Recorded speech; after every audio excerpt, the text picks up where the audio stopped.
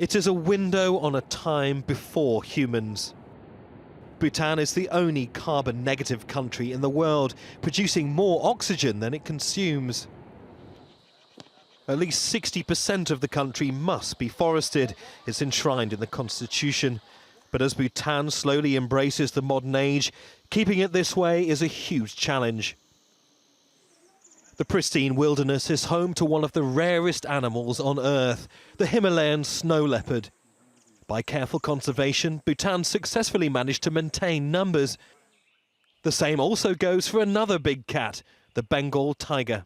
For a small country like Bhutan, sandwiched between India and China, we are also, one of our biggest contributions is being very symbolic of the things that we can do when we have the right leadership, when we have the right vision and the right commitment from the people.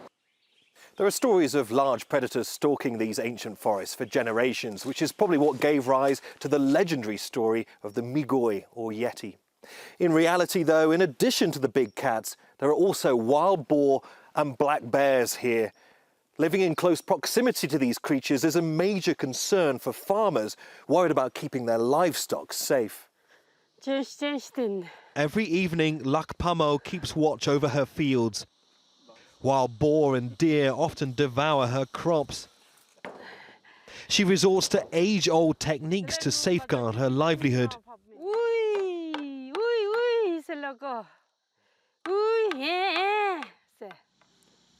The government's installed an electric fence nearby, but it needs repair. There's a compensation scheme if livestock are killed, but the payout often doesn't cover the price of a new animal. Killing a large predator will almost certainly lead to a jail sentence. Despite the challenges, Bhutanese show unlikely levels of tolerance towards wildlife, helped by hydropower. 25% of Bhutan's national income comes from selling energy to neighbouring India.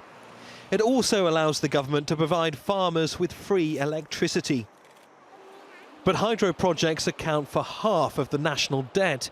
Political promises. Conservationists fear the country may compromise its forests in order to balance its books. We owe huge sums of money, sums of money we cannot afford, sums of money that have been borrowed from international agencies, from the World Bank and the Asian Development Bank. Man is such a greedy force, and the natural resources are the easiest way to make money.